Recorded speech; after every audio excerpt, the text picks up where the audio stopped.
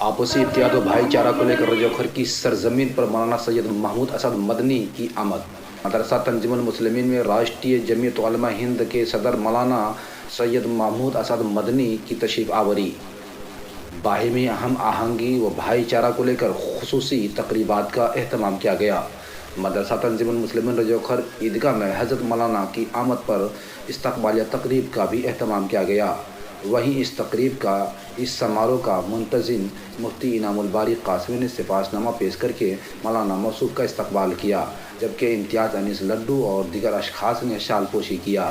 اس موقع سے مولانا سید محمود اسد مدنی نے مدرسہ تنظیم المسلمین کے احاطہ میں ایک بڑے مجمع کو خطاب عام بھی فرمایا۔ مولانا نے آپسی اتحاد اور والدین کی عظمت اور ملکی ملی دور حاضر کو سامنے رکھتے ہوئے باہمی سوحدت کو برقرار رکھنے پر پرمغز اور مختصر جامع خطاب فرمایا تاکہ ملک و قوم ملت ترقی کر سکے۔ اس پروگرام میں کافی تعداد میں لوگ سنتے ہی شامل ہوئے، جس میں بالخصوص مفتی وارث قاسمی، مولانا وسیم ندوی صاحب، حافظ سرفراز صاحب، حاجی عابد صاحب نے اور دیگر اشخاص نے لوگوں کو خطاب عام بھی کیا، اور حاجی افتخار، حاجی محمد مظفر، حاجی یعقوب آبھاکی اور علاقے کے دیگر معزز اشخاص بھی شامل رہے۔ مفتی انعام الباری کی اس فکر کو لے کر لوگوں کو مولانا کی دیدار و خطاب سماعت کرنے کا شرف حاصل ہوا۔ دیکھیے اس خاص ویڈیو میں۔ پہلے سے یہاں کا کوئی پروگرام نہیں تھا، مجھے یہ معلوم ہوا تھا کہ یہاں نماز پڑھنی ہے، لیکن آپ لوگوں نے یہاں ایک اچھا سا پروگرام کر لیا۔ ہمیں ابھی آگے بھی جانا ہے،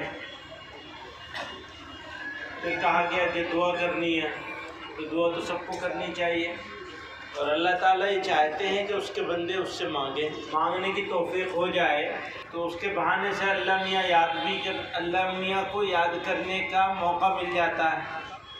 اللہ تعالیٰ نے قرآن میں ارشاد فرمایا ادعونی استجب لکم، تم مانگو گے میں عطا کروں گا۔